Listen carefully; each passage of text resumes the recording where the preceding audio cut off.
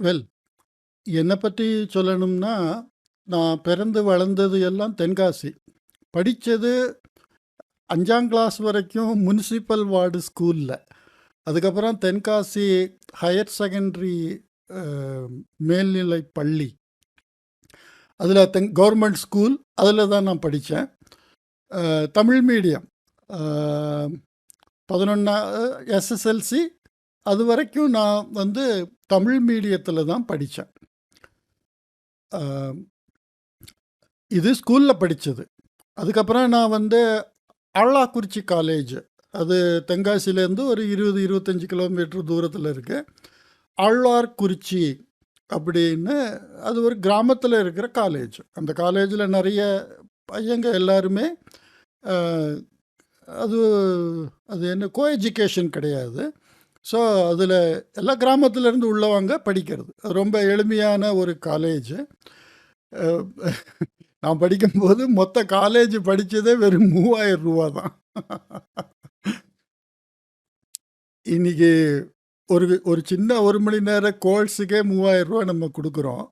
நான் 3 வருஷம் காலேஜ் நான் பிஎஸ்சி ஃபிசிக்ஸ் படிச்சேன். அதுக்கப்புறம் படிக்கிறது அப்படிங்கிறது நானா படிச்சுட்டே இருக்கிறது. அவ்வளவுதான். எனக்கு படிக்கிறதுல ஒரு ஆர்வம். ஸோ, அதனால அதுக்கப்புறம் நான் மேகசின்ஸ் வாங்குறது, படிக்கிறது இந்த மாதிரி பலவிதமா நான் படிச்சுட்டே இருப்பேன். கன்டினியூஸ் இந்த பேப்பர் படிக்கிறது, குமுதம், கல்கண்டு, விகடன் படிக்கிறது, இந்த மாரி விஷயங்கள் நான் படிக்க மாட்டேன். அதில எனக்கு அவ்வளவு ஆர்வம் கிடையாது. இந்த கதை புஸ்தகம் படிக்கிறது அந்த மாரி. ஆனா லைப்ரரிக்கெல்லாம் போயி இங்கிலீஷ் புஸ்தகம் நெறைய படிப்பேன். அப்போ அந்த காலகட்டத்தில இங்கிலீஷ்ல பேசுறதுங்கிறது பெரிய விஷயம். ஸோ, இன்னைக்கு ஸ்கூல்ல 1ஆம் கிளாஸ் குழந்தைகள இங்கிலீஷ்ல பேசுற மாதிரி ட்ரெயின் பண்ணியிருக்கோம். நெறைய பேருக்கு தமிழே தெரியல இன்னைக்கு. தமிழ்நாட்டிலேயே இருந்தாலும், தமிழர்கள் தமிழா தமிழனா அம்மா, அப்பா இருந்தாலும், குழந்தைகளுக்கு தமிழ் தெரியலை அப்படிங்கிற நிலைமை இன்னைக்கு இருக்கு. தமிழ்நாட்டுக்குள்ளேயே.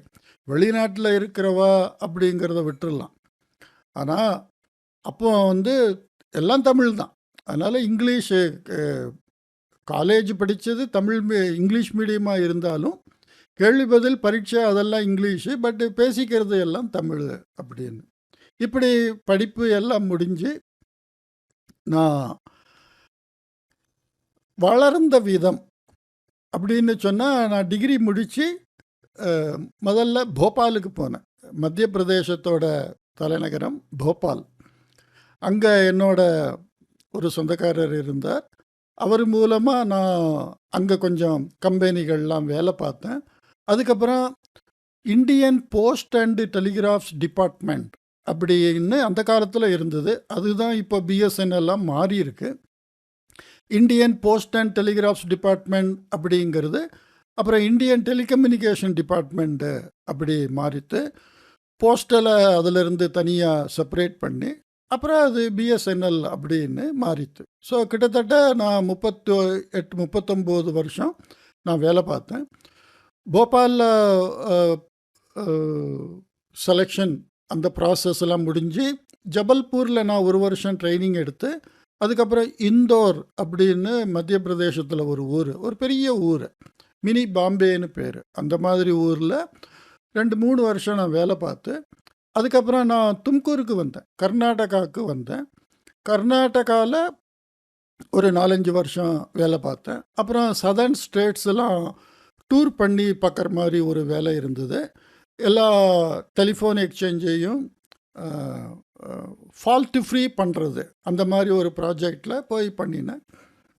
ஸோ டெக்னிக்கலாக எலக்ட்ரோ மெக்கானிக்கல் எலக்ட்ரானிக்ஸு இந்த மாதிரி வேலையெல்லாம் பார்த்தேன்.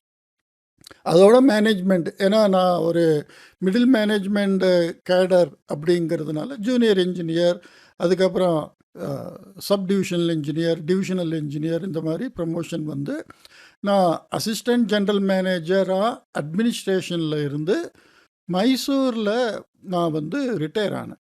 ஸோ தும்கூரில் வேலை பார்த்ததுக்கு அப்புறம் நான் திருவனந்தபுரத்தில் ஒரு 5 வருஷம் டெலிஃபோன் ட்ரைனிங் சென்டர் அப்படின்னு அதில் நான் லெக்சரராக வேலை பார்த்தேன். அதுக்கப்புறம் கர்நாடகாவுக்கு வந்தேன், மைசூரில் இருக்கேன். மைசூரில் இப்போ ஒரு 25 வருஷமாக இருக்கேன். ஸோ நான் பிறந்து வளர்ந்து படித்தது எல்லாம் தென்காசி. வளர்ந்தது அப்படிங்கிறது 3, 4 ஸ்டேட்டில் இப்படி நான் வளர்ந்ததுனால, எல்லா மொழியும் எனக்கு தெரியும். எனக்கு ஹிந்தி தெரியும், கன்னடா தெரியும், மலையாளம் தெரியும். எழுத, படிக்க அதெல்லாம் என்னோட ஆர்வத்தில் நான் எழுத படிச்சுட்டேன். ஸோ பலவிதமான கல்ச்சர் நம்ம நாட்டிலேயே ஒவ்வொரு இடத்துலையும் எப்படி விசேஷம் கொண்டாடுறா, எப்படி சாப்பிட்றா, எப்படி பேசுகிறா, எப்படி நடந்துக்கிறா, இப்படி பல விஷயங்கள் நான் தெரிஞ்சுக்கிட்டேன். அதுக்கப்புறம் நான் ரிட்டையர் ஆகிற சமயத்துக்கு வரும்போது, எனக்கு 1 வருஷம் ரிட்டையர் ஆகிறதுக்கு முன்னால் சமஸ்கிருதம் படிக்கணும் அப்படின்னு தோணித்து. ஸோ சமஸ்கிருதத்தை எனக்கு இந்த மாதிரி பல மொழி தெரியும், ஹிந்தி தெரியும், அதனால் எழுத படிக்க தெரியும் அப்படின்னு நான் ஒரு ஜம்ப் ஸ்டார்ட் அந்த எனக்கு நல்லா தெரியும்னு உள்ளே குதித்த மாதிரி குதித்தேன். ஆனால் எனக்கு 1 வருஷம் அதோட இந்த லாங்குவேஜ் ஸ்ட்ரக்சரே எனக்கு புரியலை. அதில் எல்லாரும் சொல்லிக் கொடுக்குறவா, யூடியூப்பில் நிறைய வீடியோ இருக்குது. பட் எல்லாரும் அரையும் குறையுமா சொல்லிக் கொடுக்குறா. ஒரு ஒரு போர்ஷனை சொல்லிவிட்டு அதுக்கப்புறம் மேலே படிக்கணும்னு விட்டுடுறா.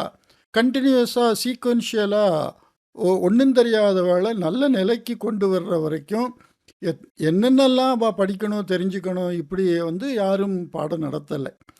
அதனால் 1 வருஷம் கழிச்சதுக்கப்புறம் எனக்கு ஒரு கிரிப்பு, எனக்கு ஒரு பிடிப்பு அதில் வந்தது. ஓ, இது இப்படித்தான், இது இப்படித்தான் அப்படின்னு அந்த தெரிஞ்சுக்கிற ஒரு பக்குவம் வந்ததுக்கப்புறம் நான் சம்ஸ்கிருத பாரதி அப்படிங்கிறவா ஒரு என்ஜிஓ ஆர்கனைசேஷன். அவள் டெல்லியில் இருக்கா. அவள் இந்த சம்ஸ்கிருத பாடத்தை நடத்துகிறா, ரொம்ப வருஷமாக நடத்தின்னு இருக்கா. அவள் பல மொழிகளில் நடத்துகிறா. இது கரஸ்பாண்டன்ஸில் அவள் நடத்துகிறா. ஒரு புஸ்தகம் 6 மாதம், 6 மாதம் கழிஞ்சு பரீட்சை. அது யூடியூப்பில் பார்த்து படிச்சுக்கலாம். இல்லைன்னா இப்போ ரீசெண்டாக 1-2 வருஷமாக ஆன்லைன், மேபி ஒரு 4-5 வருஷமாக ஆன்லைன் கிளாஸ்லாம் அவள் நடத்துகிறா. அதில் 4 விதமான பரீட்சை இருக்குது. பிரவேஷா, பரிச்சயா, சிக்ஷா, கோவிதா.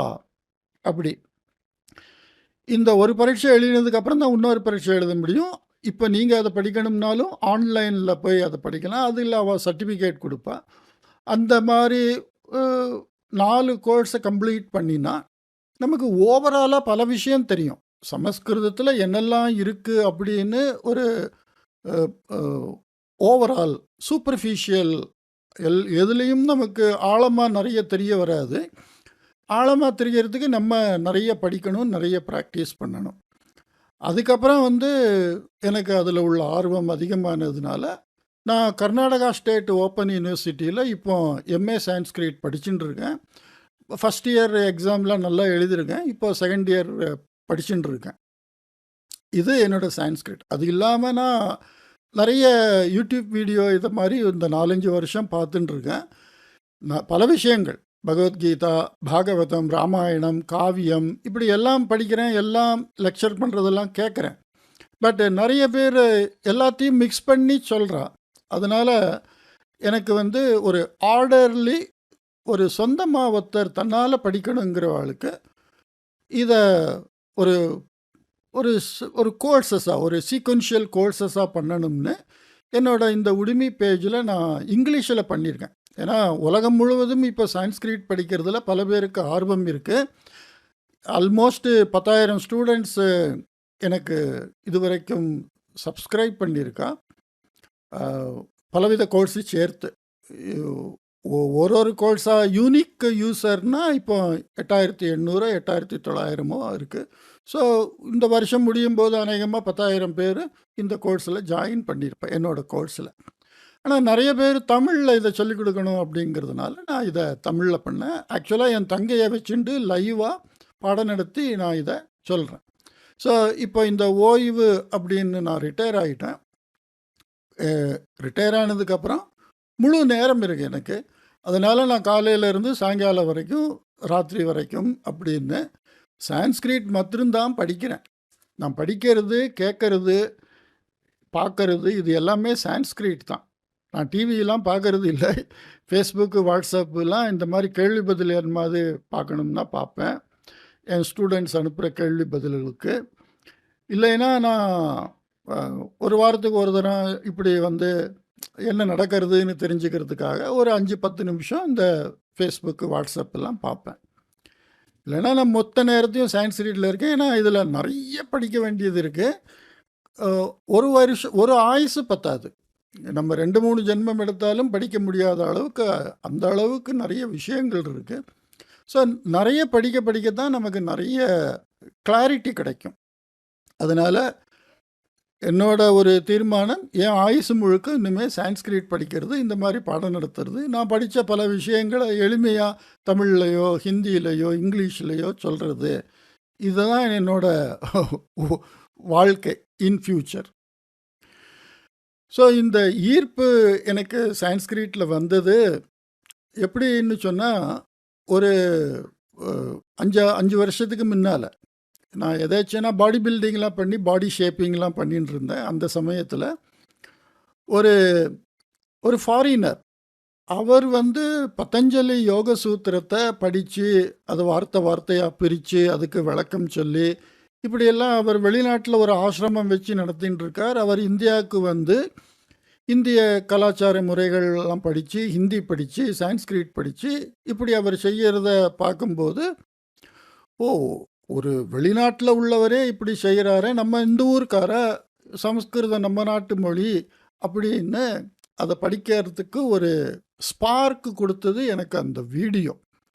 அன்னைக்கு கொடுத்த ஸ்பார்க்கு இன்னைக்கும் அது இந்த அக்னிகுண்டம் மாதிரி அந்த ஹோமகுண்டம் அது அது எரிஞ்சுட்டே இருக்கு. அதில் எரியறதுக்கு ஹோமகுண்டம் அதில் எரிஞ்சுட்டே இருக்கணும்னா ஆகுதி கொடுத்துட்டே இருக்கணும். ஆகுதினா அதில் நம்ம போடுறது, சமைத்து போடுறது, நெய் விடுறதுன்னு இப்படி சில பதார்த்தங்களை அதில் நம்ம போட்டுட்டே இருக்கோம். அப்படி போட போட அது எரிஞ்சுட்டே இருக்கும்.